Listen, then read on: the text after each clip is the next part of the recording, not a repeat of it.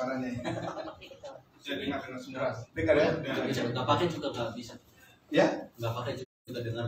Bisa? Iya. Bisa. Biar ini ke apa namanya? Ke audio biar lebih. Puji Tuhan.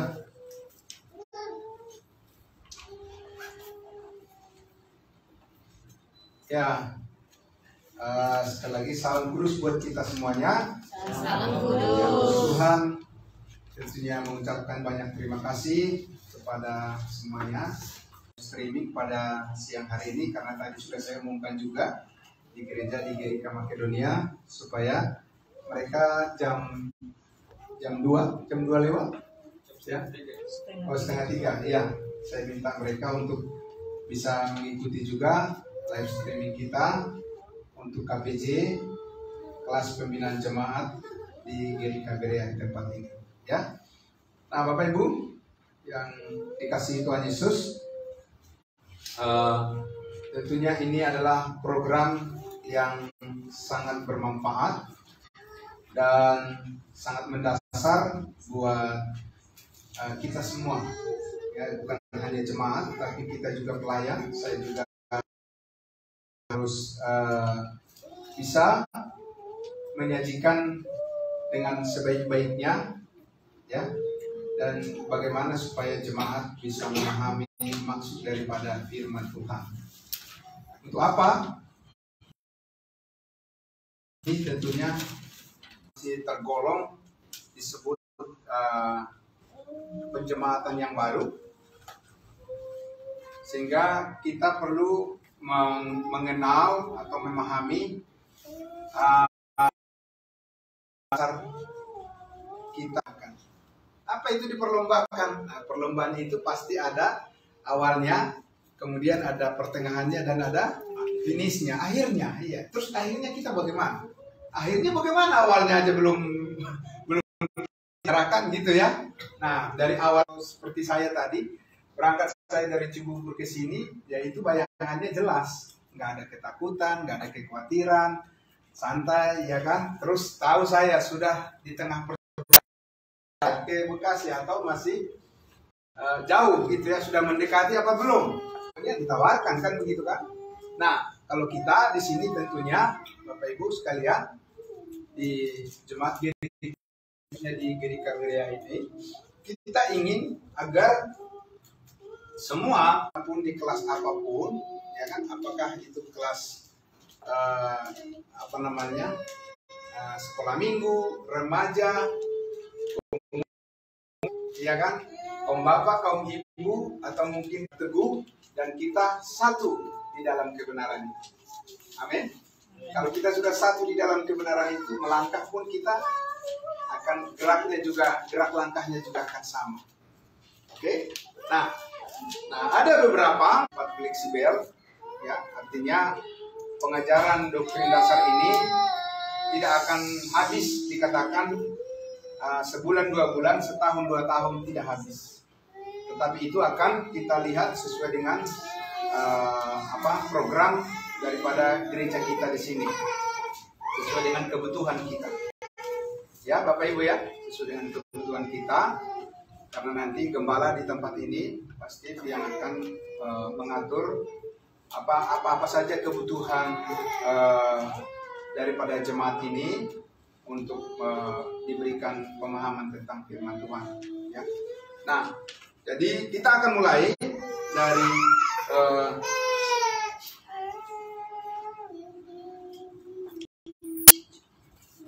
dari topik yang paling dasar, yang paling pertama. Jadi kalau di abjad huruf berarti A, bukan B, tapi A. Gitu ya. Nah, yaitu adalah berbicara tentang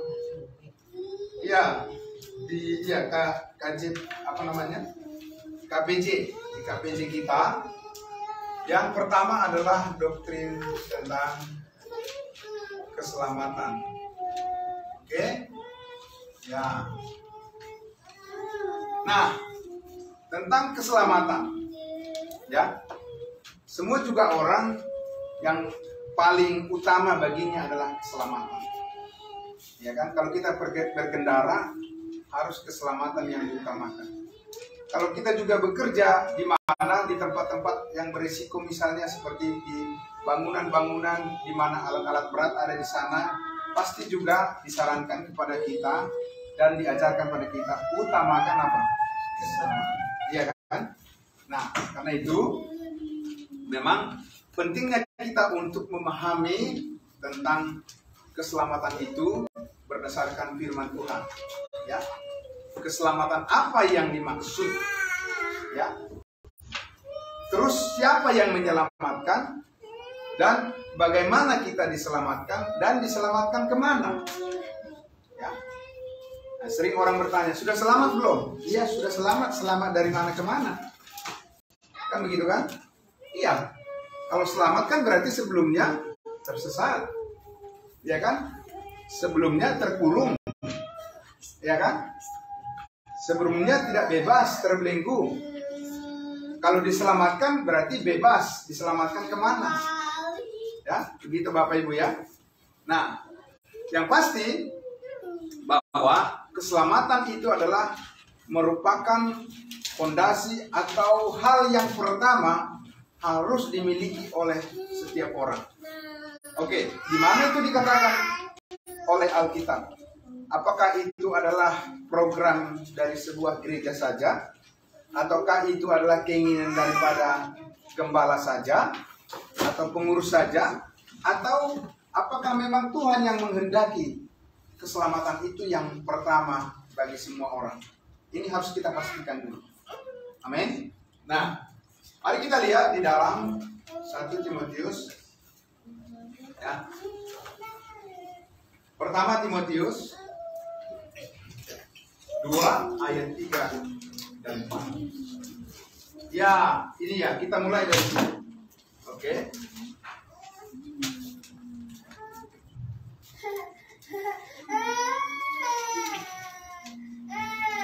Oke, 1 Timotius pasal 2 ayat 3 dan 4. Oke. Ya.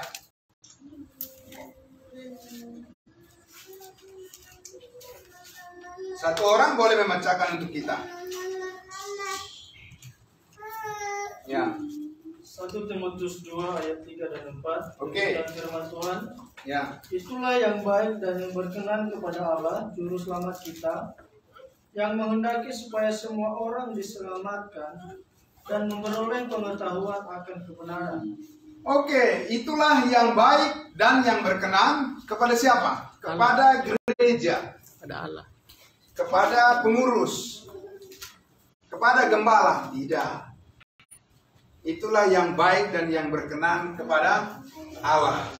Berarti itu sudah benar-benar benar. Ya. Apa itu? Begitu ya. Jadi kalau orang masih mencari kehendak Allah, tidak usah bingung dan pusing mencari kehendak Allah. Ada di situ. Inilah yang dikehendaki oleh Allah. Yang pertama adalah ada dua hal. Yang pertama yaitu apa? Supaya semua apa sebagian? Semua. Iya, bukan sebagian ya. Bukan Tuhan menentukan sebagian orang diselamatkan. Oke. Melorot ya. Ya udah. Oke. Ya. Sudah? Supaya semua orang diselamatkan. Ya. Bukan sebagian orang dipilih oleh Tuhan untuk masuk surga dan sebagian lagi dipilih untuk masuk neraka. Tidak. Ya kan? Kita harus bisa tegas-tegas di dalam pemahaman kita terhadap pengajaran di dalam Alkitab itu tentang keselamatan. Tuhan menghendaki semua orang diselamatkan. Itu yang ada di situ. Amin. Termasuk kita di sini. Mengapa kita perlu memahami tentang keselamatan? Karena Tuhan mau kita diselamatkan. Dan bukan hanya kita saja, orang lain juga. Tetapi kita mulai dari diri kita, ya, supaya kita bisa memberitakan kepada mereka. Oke? Yang kedua adalah di situ dikatakan supaya apa? Supaya Memperoleh. iya, supaya memperoleh, bukan mengabaikan. Ya, memperoleh apa ini? Pengetahuan. Kebenaran. Iya, pengetahuan apa ini? Teknologi Akan Nah, kebenaran. pengetahuan kebenaran. Kalau di luar kebenaran, hal-hal seperti yang saya katakan tadi boleh belajar di luar, ya kan? Belajar ilmu matematika, bahasa Inggris, segala macam ilmu yang lain boleh, ya kan? Tapi di sini supaya memperoleh pengetahuan akan kebenaran. Di mana adanya pengetahuan akan kebenaran, saudara-saudara? Dalam mimpi, dalam penglihatan, dalam apa, saudara-saudara? Tidak ada. Adanya di dalam Alkitab. Makanya saudara-saudara dan saya harus mencintai, mengasihi, menghargai Alkitab dan harus punya ini. Oke? Nah, jadi di sini kita lihat hal yang kenapa ini tidak ditempatkan nomor 2. Kenapa bukan Tuhan menghendaki supaya semua orang memperoleh pengetahuan kebenaran dulu baru selamat, saudara-saudara? Ya? Kenapa? Lah untuk apa mengetahui semua hal tapi belum selamat? Buat apa, saudara-saudara? Untuk apa mempunyai pengaruh yang besar, jabatan yang besar, atau segala sesuatu yang besar di dunia ini kalau dia sendiri? Yesus pernah mengatakan apa? Apa gunanya engkau memiliki seluruh dunia ini kalau jiwamu binasa? Berarti jiwa kita, keselamatan kita bahkan lebih berharga daripada seisi dunia ini. Tidak terbandingkan. Nanti akan kita lihat kok bisa begitu mahalnya, harganya jiwa kita. Nanti akan kita lihat ya bahwa itu karena jiwa kita ditebus oleh nyawa daripada Tuhan sendiri, oleh Kristus ya. Nah, oke, jadi ini urutannya. Jadi kemanapun saudara-saudaraku ya melayani atau apapun yang ingin saudara agar orang lain mengetahui kehendak Tuhan, saudara-saudara, yang pertama yang harus Bapak Ibu Saudara pikirkan adalah apa? Tentang keselamatannya. Amin. Ya, berdoa itu bagus enggak? Bagus, ya kan? Berkhotbah bagus enggak? Bagus. Membawa acara bagus enggak? Bagus. Berdoa sabar bagus enggak? Bagus. Konseling bagus enggak? Bagus. Tapi untuk apa semuanya kalau belum Selamat. Iya, saudara-saudara, ya kan? Penting itu, ya kan? Jadi kita perlu meletakkan fondasi dulu, dasar, ya, dasar iman kita, dasar pengharapan kita, dan dasar segala sesuatu yang membuat kita bisa berharap kepada pekerjaan Tuhan. Oke? Ya. Nah, kalau begitu, kalau sudah dapat kita ini, ya, tentang keselamatan, itu adalah merupakan prioritas, ya, bagi kita pribadi, bagi keluarga kita, ya kan? Suami, istri, anak-anak, ini harus dipastikan dulu semuanya sudah benar-benar di dalam keselamatan itu. Belum kita bedah keselamatan macam apa maksudnya, ya kan? Nanti baru kita lihat itu. Yang penting kita harus tahu dulu, oh ya berarti Tuhan memprioritaskan, menomorsatukan, ya, keselamatan itulah yang paling penting. Meskipun seisi dunia ini tidak mementingkan itu, kalau saudara memang ingin tahu kehendak Tuhan, harus tetap berpegang teguh kepada apa yang Tuhan katakan. Amin. Meskipun orang bilang, wah itu dasar-dasar nih semua yang mendengarkan di live streaming, ya kan? Ada yang mengatakan, wah itu masih dasar-dasar, tidak apa-apa, ya kan? Tanpa dasar bisa runtuh semuanya kan? Orang bangun rumah di atas pasir bagaimana? Yesus bilang apa? Datang badai ya kan? Hancur, ya kan? Tapi kalau dibangun di atas fondasi yang teguh, maka datang badai akan bertahan. Yang mana yang saudara pilih? Kalau saya pilih di atas dasar yang tidak menghempaskan iman saya. Sekalipun badai datang, memang badai pasti banyak datang di dunia ini kan.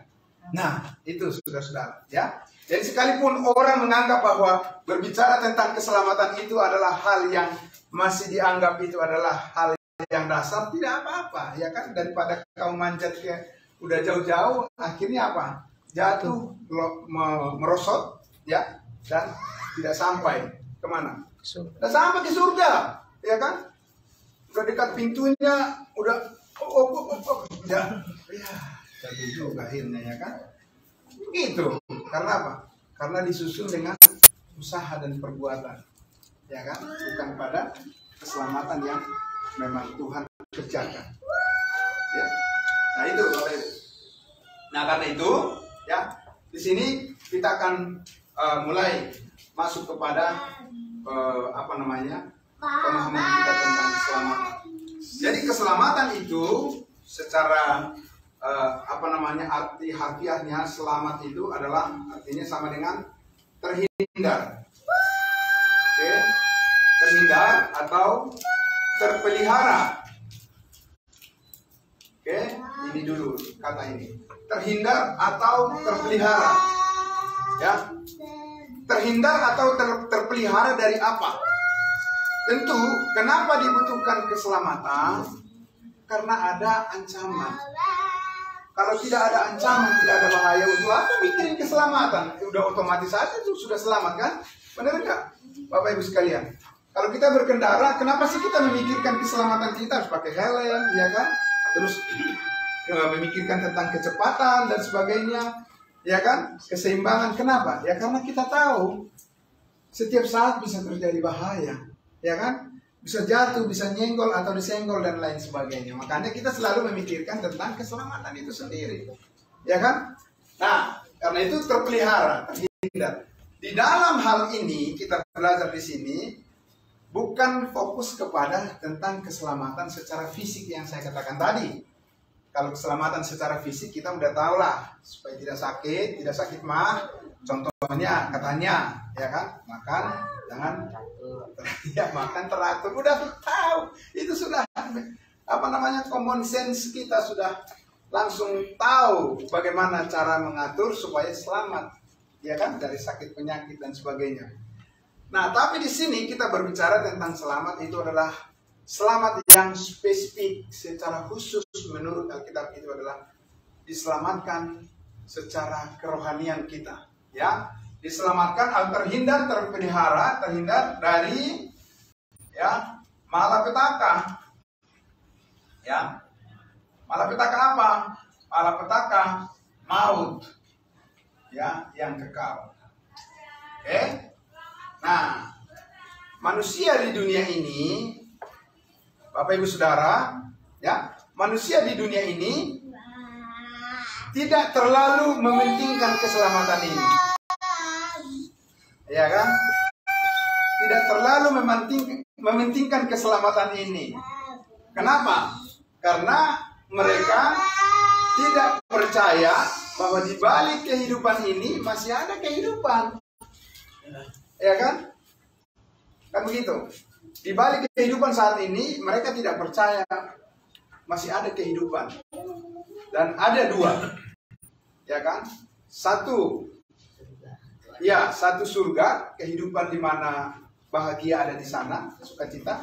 Satu lagi ada api neraka, di mana penderitaan untuk selama-lamanya di sana. Pertanyaannya, itu real atau hanya ilustrasi? Nyata. Itu nyata. Nyata bagi siapa? Nyata bagi orang yang percaya. Nah, itu, amin.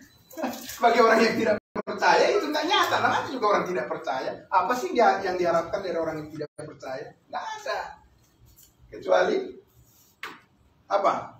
Maut, menuju maut, ya kan? Nah, karena itulah selamat ini penting. Ya, bagus kalau ada namanya Pak Selamat, ya kan?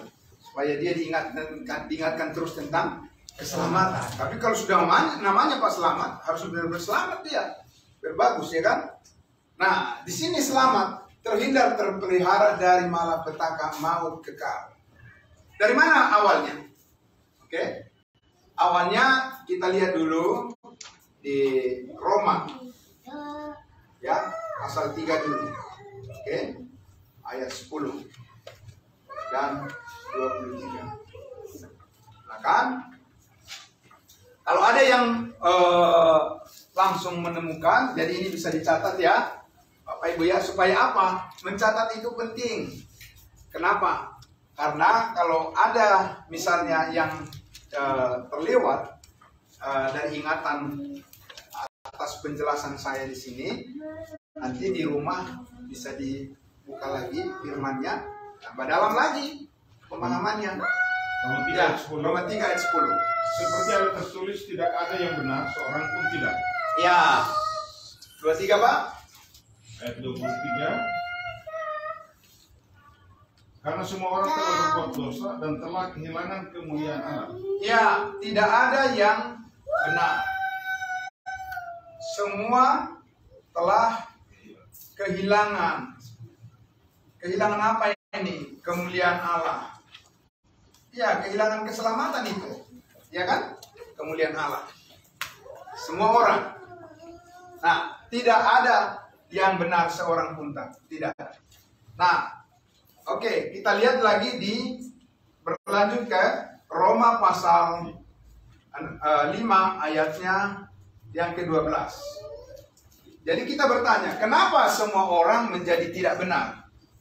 Kalau misalnya dia berbuat baik, bagaimana? Kalau dia seorang yang saleh hidupnya, bagaimana?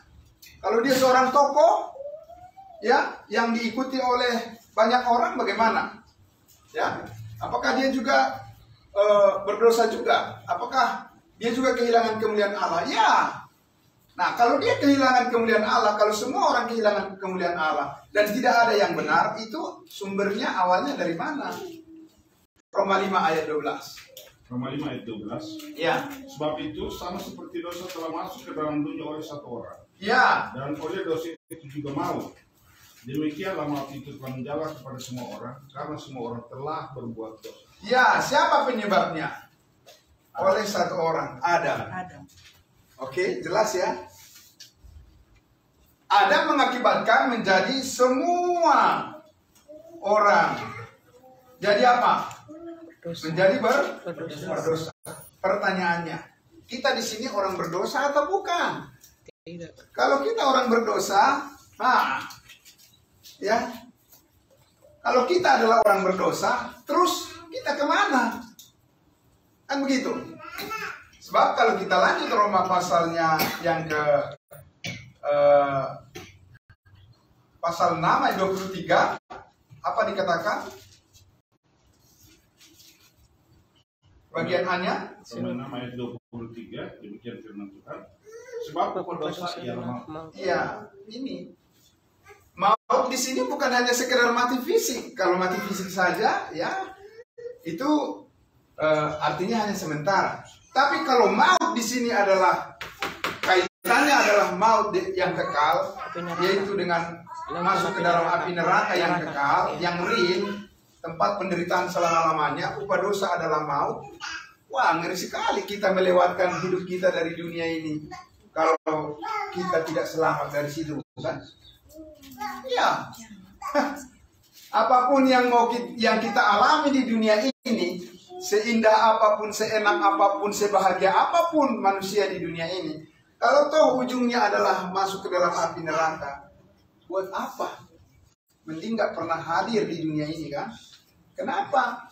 Karena di dunia ini berapa lama sih hidupnya dibanding dengan kekekalan di dalam maut, ya. Jadi di sini jelas sekali dikatakan tadi penyebabnya manusia itu berdosa adalah karena satu orang.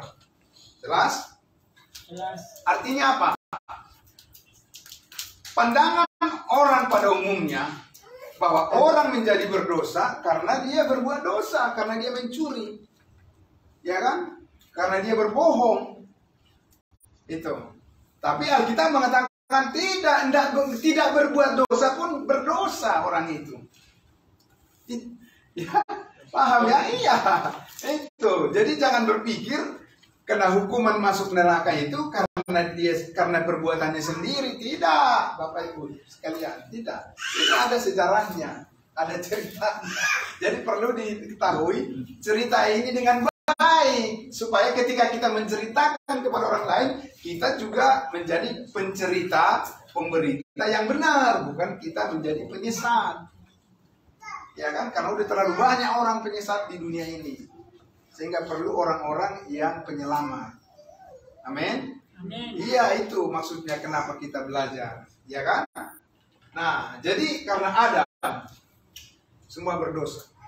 Saya mau ajak kita untuk melihat contoh membedakan antara berdosa dan berbuat dosa. Ya, ini penting karena disinilah kekeliruan banyak orang, ya kan? Tanpa memandang strata sosial dan pengetahuan sekalipun semua sama keliru di situ.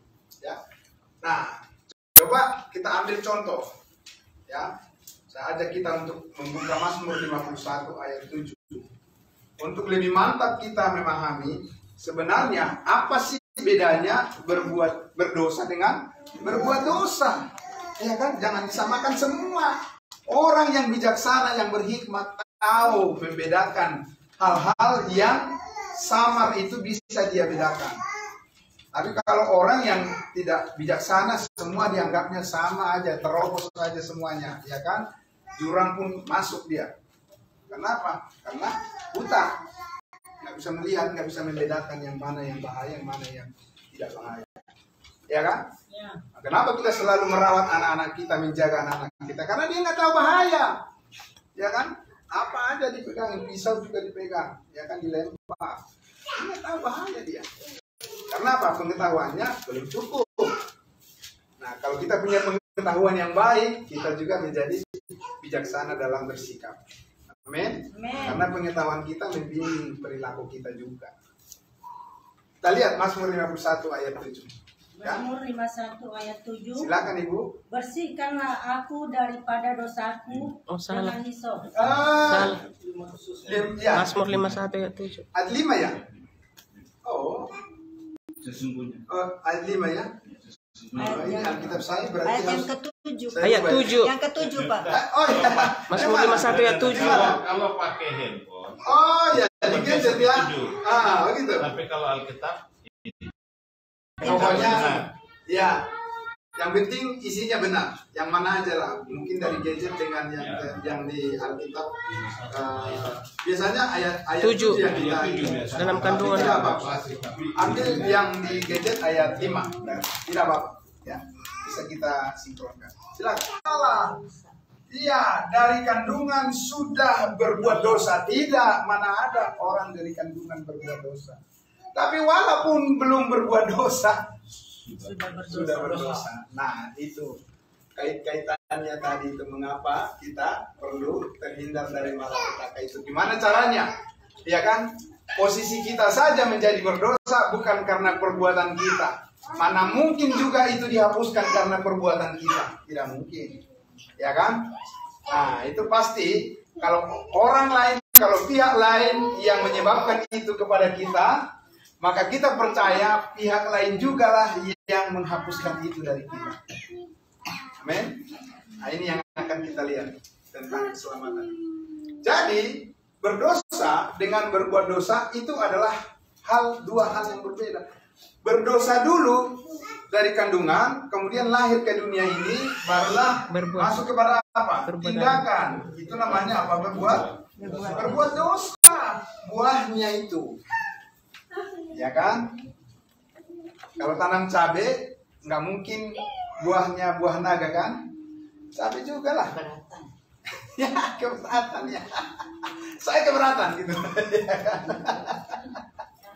Ya, tidak sanggup ini apa? Tangkainya tidak kuat gitu maksudnya, ya kan? Tidak cocok gitu. Jadi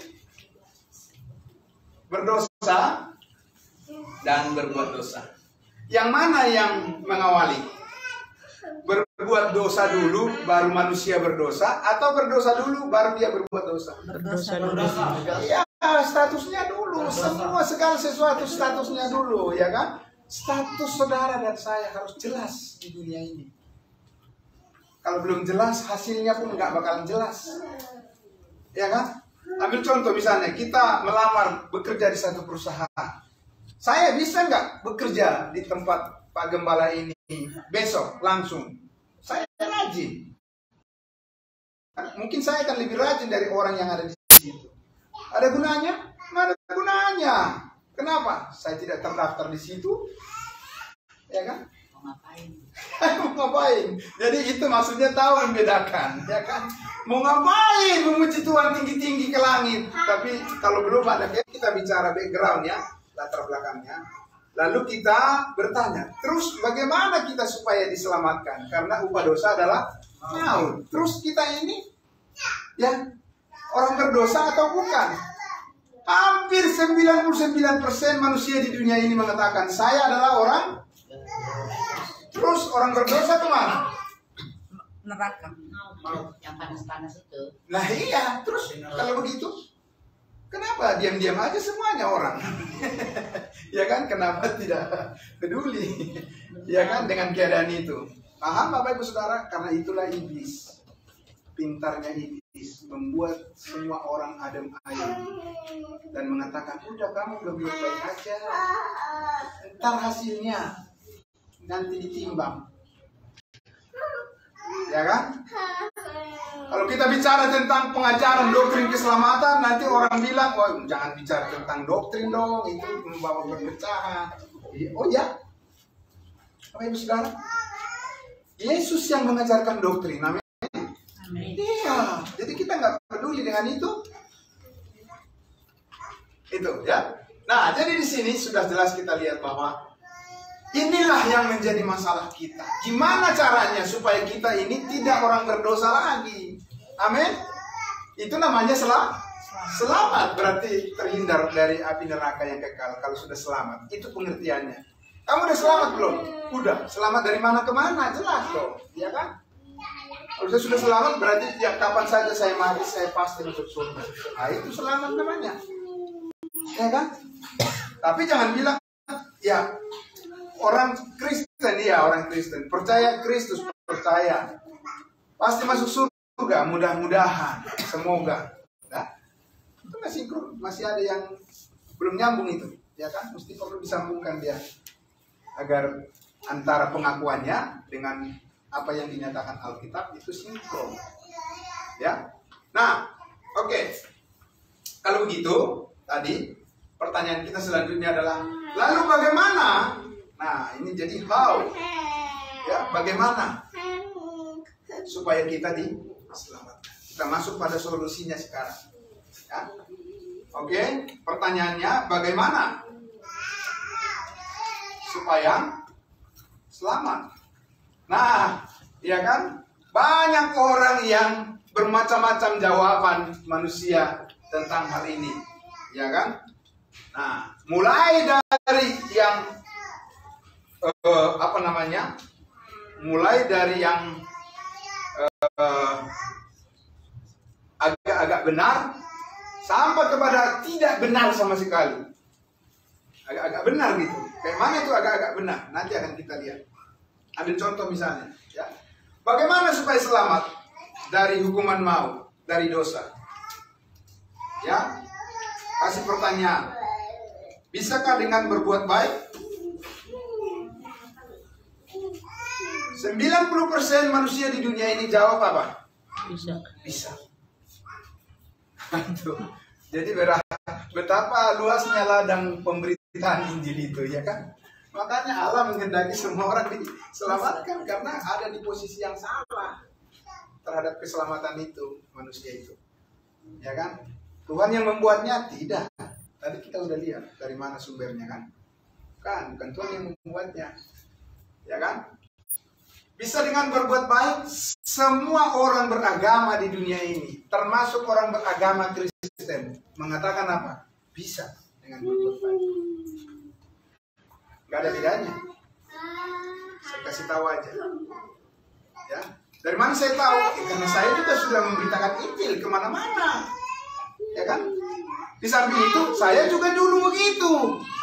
Jadi nggak usah jauh-jauh, nggak usah lihat orang, tunjuk orang. Saya juga dulu begitu, berpikir bahwa keselamatan masuk surga itu adalah dengan perbuatan baik.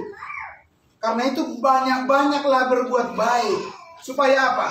Semoga. Nah, di ujungnya itu ada semoga, bukan pasti dibilang, ya kan? semoga Tuhan menerima di sisinya. Sisi yang mana? Ya sisi yang mana lah, sisi kanan, sisi kiri, sisi kanan aja.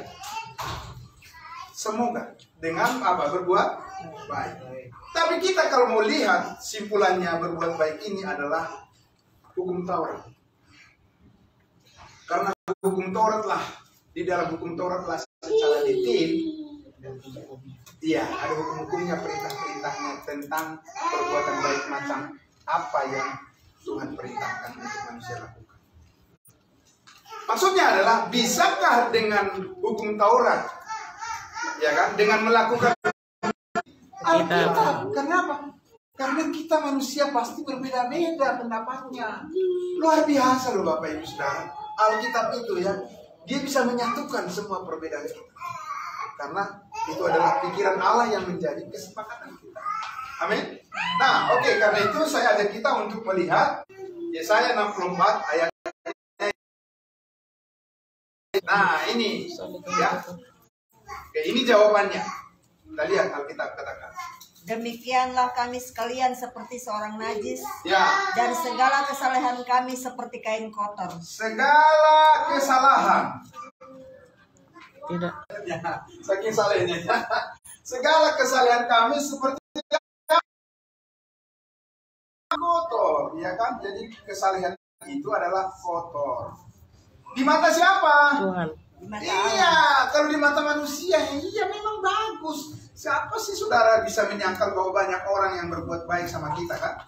Lah iya, saya juga. Banyak teman saya baik bagi Tuhan, udah pasti itu baik bagi manusia. Amin. Nah, itu ya, yang kita ambil pastikan.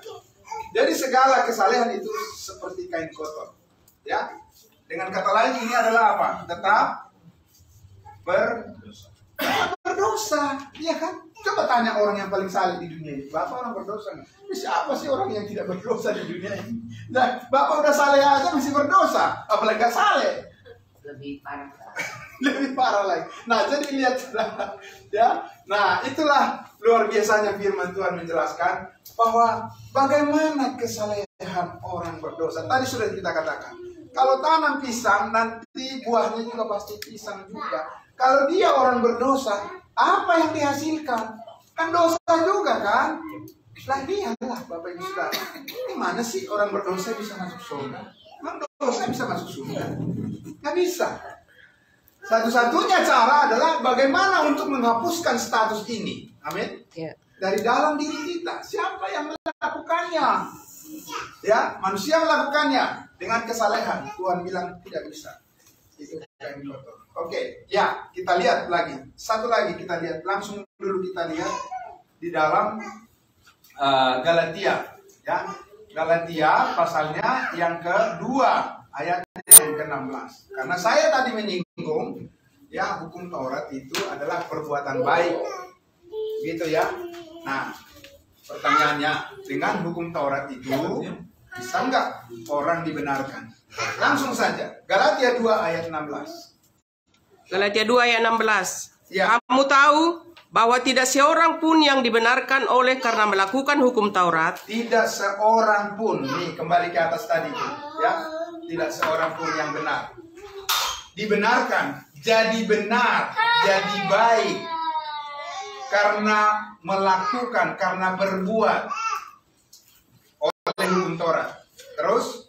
Tetapi hanya oleh karena iman dalam Kristus Yesus. Sebab itu kami pun telah percaya kepada Kristus Yesus, supaya kami dibenarkan oleh karena iman dalam Kristus, dan bukan oleh karena melakukan hukum Taurat. Sebab tidak ada seorang pun yang dibenarkan oleh karena melakukan hukum Taurat. Diulang-ulang lagi di situ, diulang-ulang lagi. Tidak ada yang dibenarkan karena melakukan hukum Taurat. Tidak ada seorang pun tidak. Ya, Bapak Ibu sekalian. Nah, inilah perbedaan pandangan orang yang beriman ya kepada Kristus dengan pandangan yang di luar itu.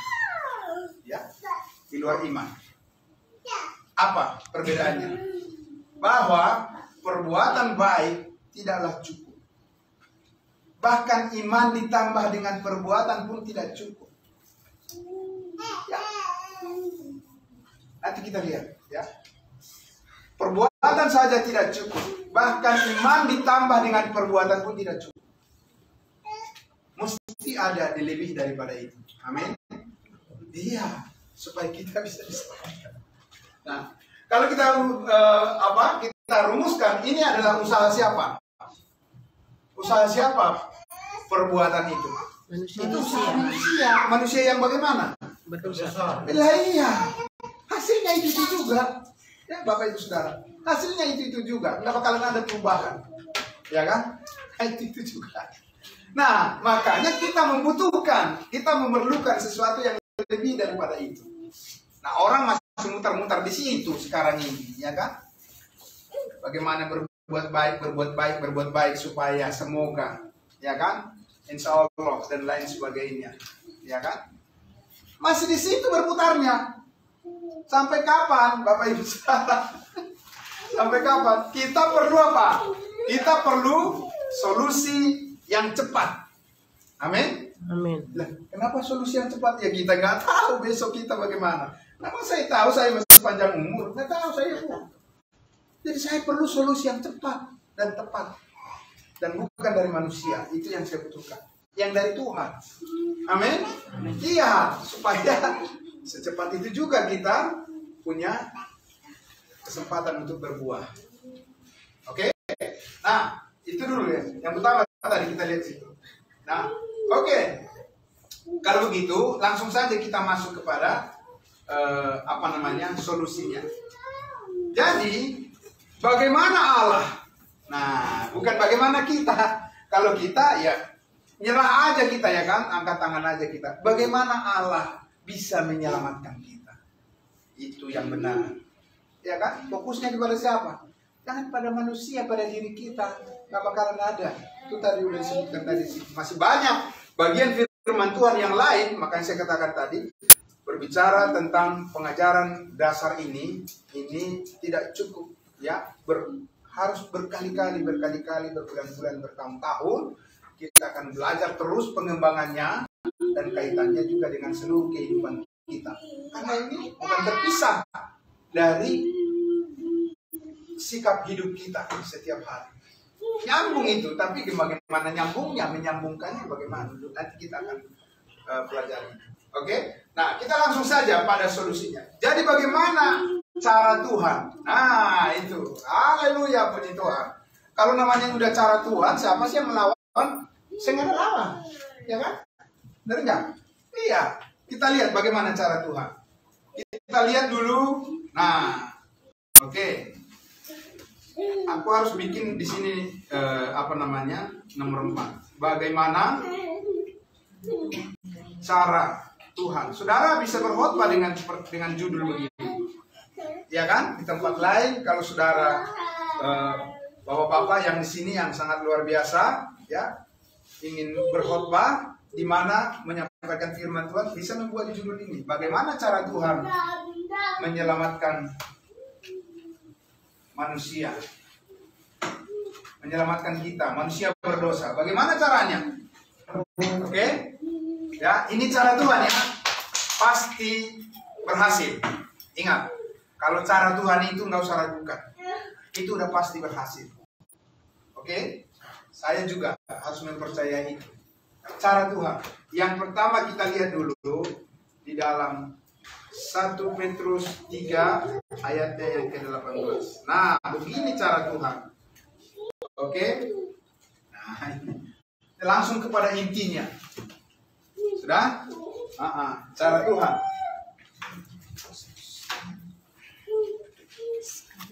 Ya. Seorang bapak boleh membaca lagi? Nah, ini bapak nih diberikan tantangan untuk lebih banyak belajar firman Tuhan. 3:18. Ya. Firman Tuhan. Sebab juga Kristus telah mati sekali untuk segala dosa kita. Ya. Ia yang benar untuk orang-orang yang tidak benar, supaya ia membawa kita kepada Allah. Ia yang telah dibunuh dalam keadaannya sebagai manusia, tetapi yang telah dibangkitkan menurut Roh. Ya. Sebab juga Kristus telah mati berapa kali? Sekali saja, dia tidak akan pernah mati lagi. Untuk berapa dosa? Segala dosa. Semua dosa. Ini penting. Karena disinilah letak daripada pemberitaan Injil itu. Gak usah macam-macam. Gak usah terlalu rumit dalam hal bagaimana memberitakan Injil itu. Intinya di sini. Kristus telah mati satu kali untuk menghapus segala dosa kita. selama-lamanya. Bukan sebagian, Bapak Ibu Saudara. Saya sudah puluhan tahun memberitakan Injil.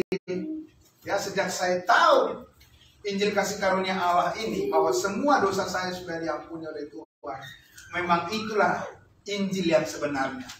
Di luar daripada itu Injil yang lain, yang tidak menyelamatkan. Kenapa? Bukankah masalah dosa yang menghalangi kita bertemu dengan Tuhan? Amin. Ya. Bukankah dosa itu yang tidak bisa diselesaikan oleh manusia? Ya. Dan untuk itulah Yesus datang. Kalau memang manusia itu bisa menyelesaikan dosanya, untuk apa Yesus datang? Dan kalau Yesus menyelesaikan dosa manusia hanya sebagian, terus sebagian lagi siapa yang menyelesaikan? Makanya sebabnya Kristus mati, berapa kali tadi? Satu kali saja untuk menghapus segala dosa kita. Amin. Saudara, ya kan? Kalau kita punya utang 1 miliar, ringan apa berat rasanya? Berat, ya kan? Kita dikejar-kejar, kan gitu, ya kan? Dihantui oleh rasa khawatir, rasa takut, kan gitu. Apalagi dalam perjanjian ada apa? Ada hukuman, ada sanksi. Wah, gawat itu, ya kan? Walaupun masih sudah setengah terbayar, masih apa? Masih jantungnya juga masih belum begitu normal bergerak, ya kan? Benar enggak? Tapi kalau sudah ada kata-kata apa? Lunas. Wah, coba kita lihat dulu di dalam 1 Korintus 6 ayat 20. Coba kita lihat dulu 1 Korintus 6 ayat 20 ya. Kita lihat ya, bagaimana sebenarnya yang Allah lakukan melalui kematian Kristus, yang dicapai oleh kematian Kristus itu terhadap dosa-dosa kita. Sebenarnya udah semua apa belum? Udah lunas apa belum? Nah, ini sangat menentukan seseorang mengerti tentang keselamatan. Dengan sendirinya Tuhan akan memberikan pengertian itu, ya, apabila memahami hal ini. 1 Korintus 6 ayat 20. Demikian firman Tuhan. Ya. Sebab kamu telah dibeli dan harganya telah lunas dibayar. Lunas dibayar.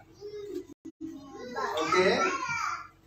Ya. Karena itu muliakanlah Allah dengan tubuhmu. Nah, itu bagian yang berikutnya. Sesudah fondasi sudah jelas. Oke, itu bangunannya, bagian yang kedua. Kita mulai dari awal dulu. Lunas dibayar. Siapa yang bayar dan siapa yang dibayar? Ya, Kristus yang membayar di atas kayu salib. Iya, bukan setiap hari di gereja dibayarnya, enggak. Ya kan, seperti pengertian saya dulu. Segala dosa sudah selesai. Siapa yang mengatakan itu? Yesus. Yesus di atas kayu salib. Itu kata-kata yang terakhir yang Yesus katakan. Tetelestai, sudah selesai. Orang-orang yang belajar sekolah teologi ya, pasti pernah mendengar itu, tapi belum tentu mengerti. Ya kan? Dari mana saya tahu? Karena saya banyak berbicara dengan orang-orang yang sudah punya pendidikan di bidang teologi, bahkan sekelas doktor sekalipun. Ini live streaming mereka bisa mendengar. Kenapa? Karena mereka mengatakan, Yesus mengatakan sudah selesai, dosa dihapus, tapi mereka masih mengatakan diri mereka adalah orang berdosa. Apanya yang selesai? Pasti mereka bilang apa? Karena kita sehari-hari masih berbuat dosa. Oh iya. Berarti yang kita buat sehari-hari belum termasuk di dalam apa yang dicapai oleh Kristus di atas kayu salib. Terus siapa lagi yang menyelesaikan itu? Kita. Caranya bagaimana? Yang kita minta dihapus. Loh, memang dosa dihapus karena permintaan atau karena darah Yesus tertumpah? Jelas dulu nih. Ya kan?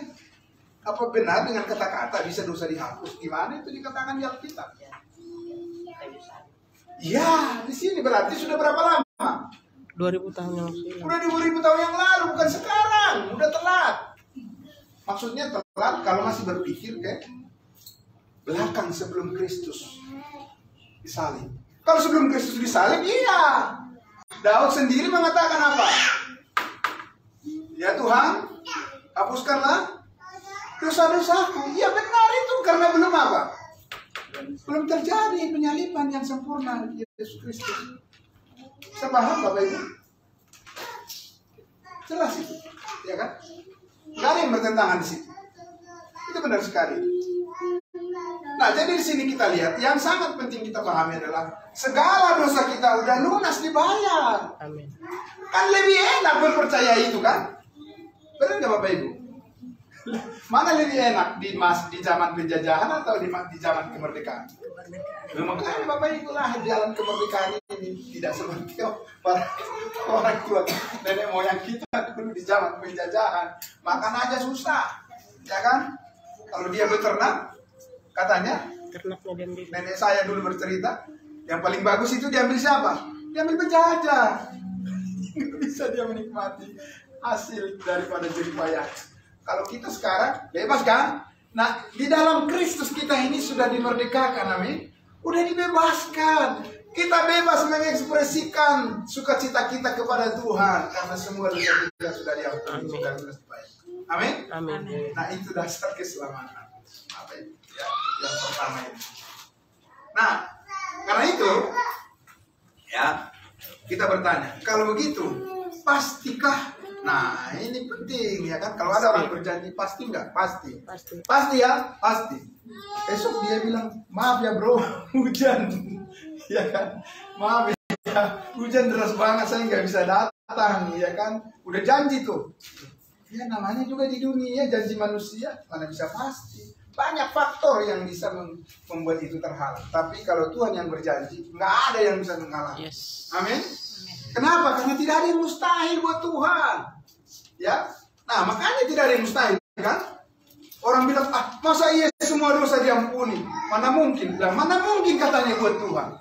Kan bagi Tuhan tidak ada yang mustahil. Kok mana mungkin? Mungkin sekali dan sangat mungkin. Persoalannya adalah apakah engkau percaya atau tidak? Kita lihat ya di Efesus pasal 2 ayat 8 dan 9. Nah ini, oke?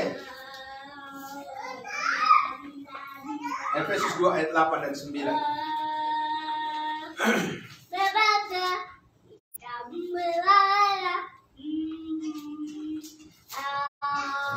Oke, langsung saja Bapak. Ya. Oke. Sebab karena kasih karunia kamu diselamatkan. Sebab karena kasih karunia kami diselamatkan oleh iman. Oke. Melalui iman.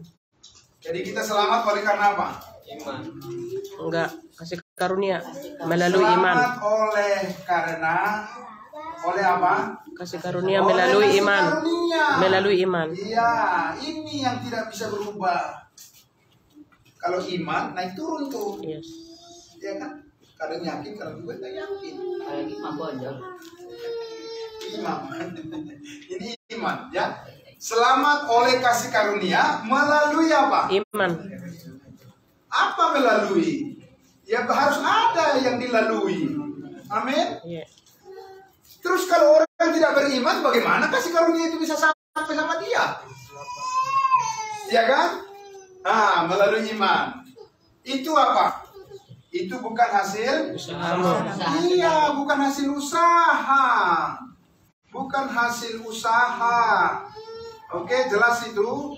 Tetapi apa? Itu adalah pemberian. Pemberian, hadiah.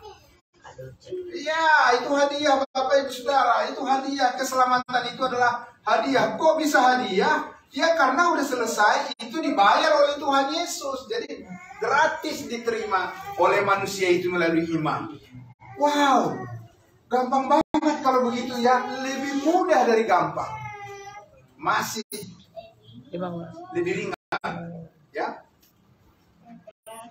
Bapak Ibu Saudara. Karena yang dibutuhkan adalah apa? Iman. Anak kecil bisa beriman nggak? Bisa. Bisa, makanya anak kecil juga pasti diselamatkan. Begitu. Nggak mesti harus isi otak segudang segala macam ilmu pengetahuan, pintar, ngejelimet banget baru bisa beriman. Tidak. Karena ini adalah menerima kebenaran bahwa Yesus sudah mati menghapus semua dosa. Selesai. Itu saja. Ya kan? Amin. Itu bukan hasil usahamu. Udah jelas tadi di atas. Tapi itu adalah pemberian dari Tuhan. Pemberian dari Tuhan inilah Bapak Ibu Saudara yang merupakan keselamatan kita. Dan itu adalah kasih karunia yang tidak akan berubah. Tidak akan berubah. Amin. Amin.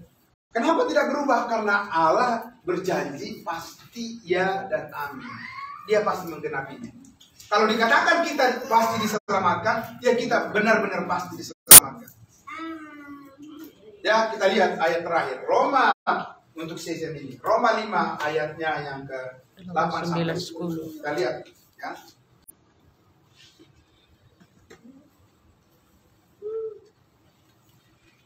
Ini adalah jaminan Tuhan bagi kita.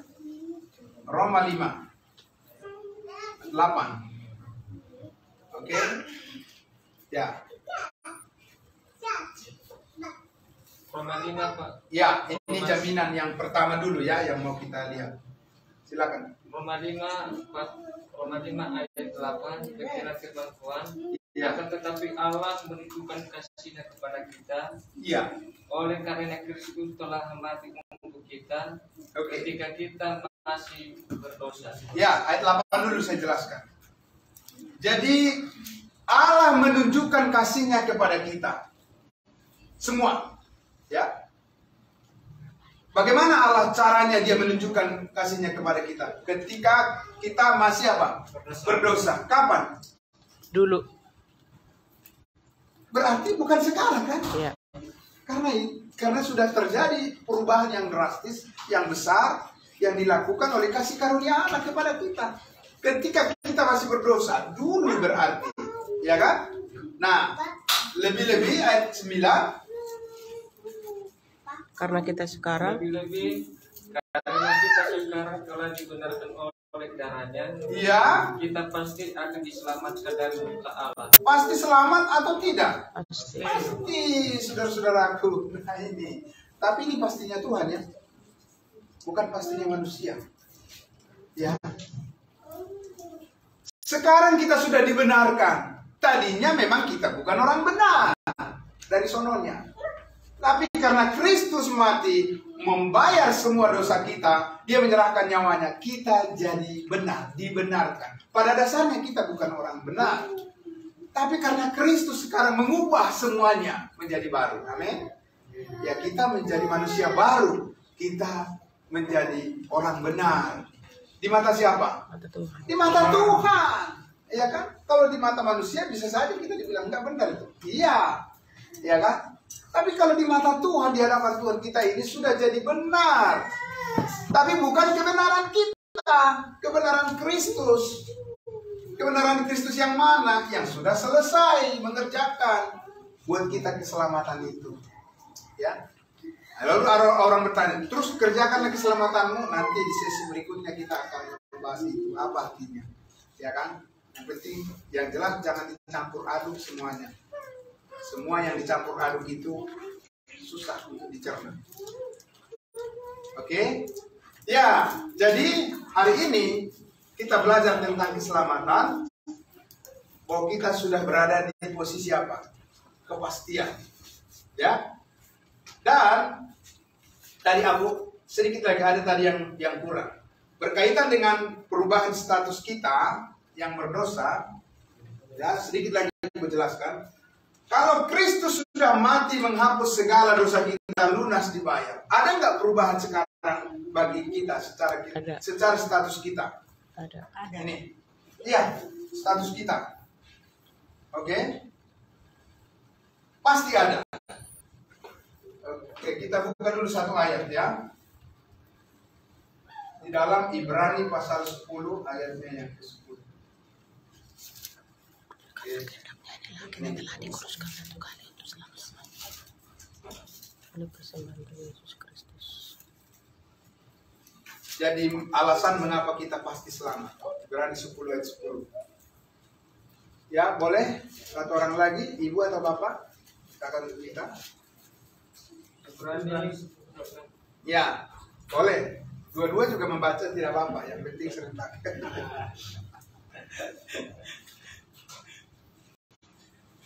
Ibrani 10 ayat 10. Nah, pindahkan berkatnya ke ibu. Silakan ibu. Dan karena kehendaknya inilah kita Kita telah dikuduskan. Telah dikuduskan, kudus. Ya. Berapa Satu kali? kali untuk selama-lamanya oleh persembahan tubuh Yesus Kristus. Iya. Oke, jadi kita sekarang punya status yang baru.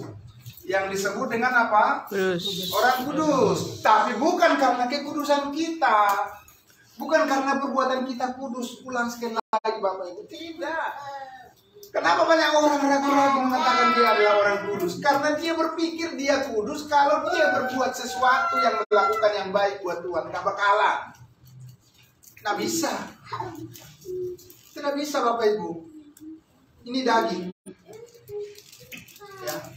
Ini daging. Hidup dalam daging tidak berkenan kepada Allah.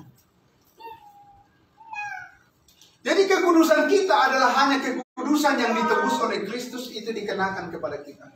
Amin. Itu manusia baru. Makanya kita dikatakan kudus sekali untuk selamat. Jadi kalau Tuhan Yesus datang, siapa yang diangkat ke surga? Orang berdosa kan? Tidak akan bisa orang berdosa diangkat ke surga. Karena dosa tidak bisa masuk ke surga. Hanya orang kudus yang bisa masuk surga. Makanya pastikan diri saudara dan saya adalah orang kudus. Jangan terus menyebut diri orang berdosa. Saya sudah hampir 30 tahun sedikit lagi mengatakan, dan saya sangat menikmati kesaksian saya. Saya adalah orang kudus karena Tuhan Yesus sudah mati menebus semua dosa saya. Nggak ada beban apapun untuk menyaksikan itu pada orang lain. Nggak ada rasa takut, nggak ada rasa apapun. Karena itu sukacita saya yang spesial dari Tuhan, dan saya tidak mau di luar itu. Saya mau itu. Ya. Sama Bapak Ibu Saudara juga saat ini. Kita adalah orang-orang kudusnya Tuhan. Amin. Amin. Iya, makanya kita tahu ke depannya. Oh iya, berarti arah hidup saya sudah jelas kan? Ya. Arah hidup saya bukan untuk berbuat dosa. Amin. Untuk hidup yang kudus. Nanti kita belajar tentang pengudusan. Ada 3 aspek. Hari ini itu dulu. Ya.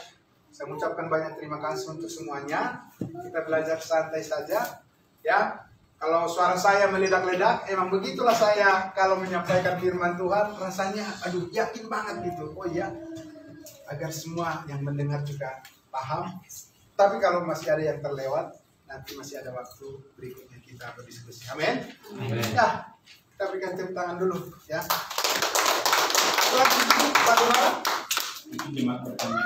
Ya, ada pertanyaan. Bertanya dulu.